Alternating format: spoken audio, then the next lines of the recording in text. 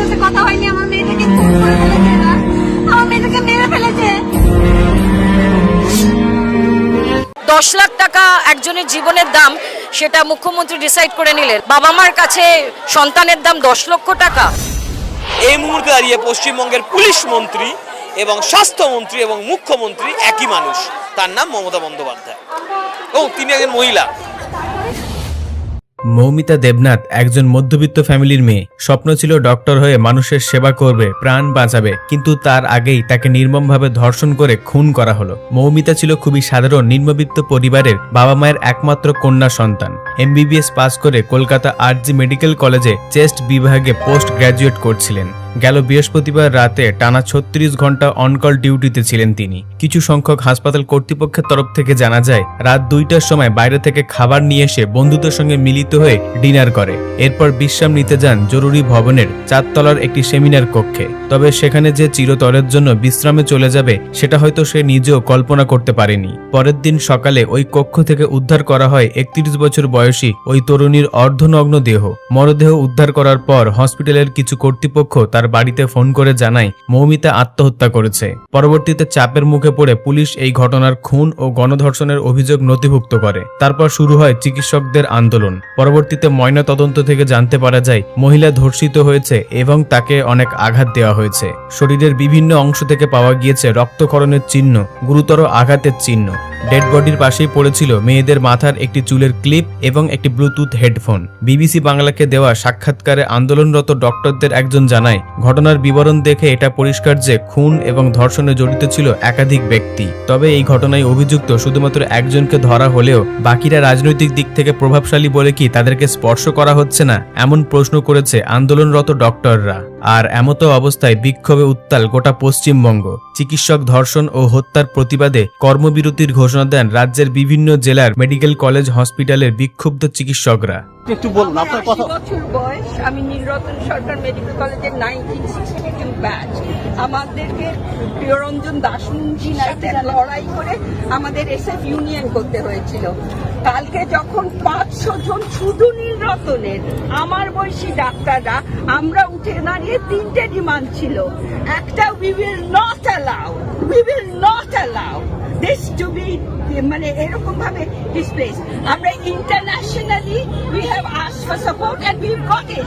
আজকে BBC নিউজে দেখো জানানো হচ্ছে, যদি দরকার হয় এরা না পারলেও আমরা জানিয়ে দেব যে আমরা পশ্চিমবঙ্গে আজকে আমরা কি ধরনের অত্যাচার আমাদের সহ্য করতে হচ্ছে। তাই একটা অন্য ভোর আশা করেছিলাম, কিন্তু আরো ভয় পাচ্ছি।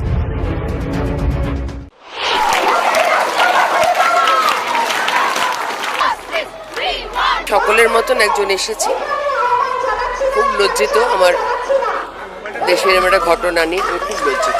দেখো আজকে মানুষ বলে দিল তো যে আন্দোলন করা যায়, এরম অন্যায়ের প্রতিবাদ করা যায়। মানুষ সারা রাজ্য জুড়ে প্রমাণ করে দিল তো। He's a stooge. আর কি আসপদ্দা যে ধনঞ্জয়ের নাম নিয়ে কথা বলছে। আজকে ঠিক সেই ধনঞ্জয়ের করছে এই লোকটাকে। We demand justice, and by justice we mean justice, and we do not also expect that we will get justice by এখানে সমস্ত পুরুষ মানুষদেরকে, সব পুরুষ মানুষদেরকে চিকিৎসা করতে হবে। আই এম আ সাইকিয়াট্রিস্ট, তাদেরকে চিকিৎসা করতে হবে খুব ভালো করেই জানি। তাহলে আমি বলছি ডাক্তারদের থেকে, from the Democratic Doctors Forum, we will take this to the world and we will get rid of Mamata Banerjee. আমার জীবদ্দশায় এটা দেখিনি, এটা একটা মুভমেন্টের পর্যায়ে চলে গেছে। আসলে সারা বিশ্বে মানুষ এখন অনেক কিছু জানতে পারছে, যাদেরকে আমরা মানে মাথায় করে রাখতাম সেই মানুষগুলো মানে তাদের মুখোশগুলো খুলে যাচ্ছে।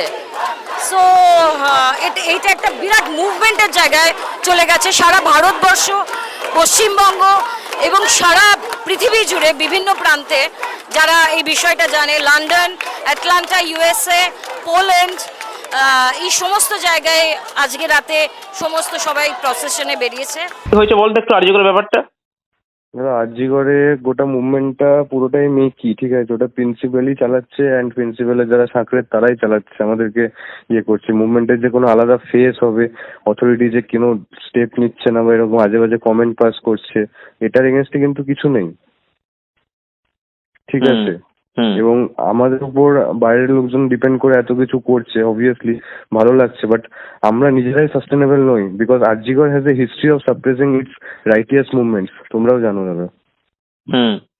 অ্যান্ড এখানে কালকে একটা ভিডিও এসেছিল যে একটা একটা সিভিক ভলেন্টিয়ারকে অ্যারেস্ট করেছে, ওটা একটা স্কেপগোট ছিল, ওটার সঙ্গে সঙ্গে আমরা হুইসেল ব্লো করেছি, বাট অথরিটি চেয়েছিল যে হ্যাঁ ওটাতে আমরা ভুলে যাব, কিন্তু ওরা তো জানে না যে অ্যাটলিস্ট সেইটুকু আইকিউ তো আছে যে মানুষ বুঝতে পারবে ওটা ওর পক্ষে করা সম্ভব কিনা। যে পোস্টমর্টম রিপোর্টে যেরকম ইনজুরিজ আছে দিদির, হ্যাঁ তাতে দাদা একজনের কাজ তো নয়, মিনিমাম 2 বা 3 জন। কারা হতে পারে, কি সাসপেক্ট করছিস তোর আরজি করের ছেলেরা? আমরা দাদা সাসপেক্ট করছি এটা ইন্টার্নের কাজ,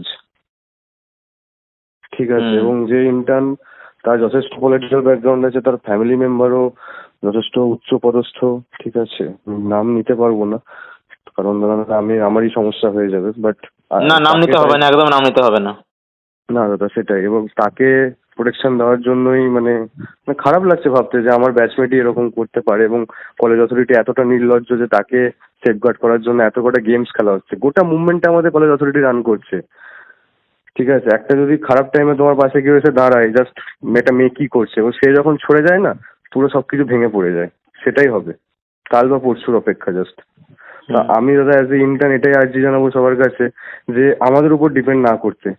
এটা একটা একটা মহিলা, একটা মা, একটা বোনের এরকম হয়েছে, কমন মানুষের যেন আমাদের পাশে আসে, বাকি কলেজটাও যেন আমাদের পাশে থাকে।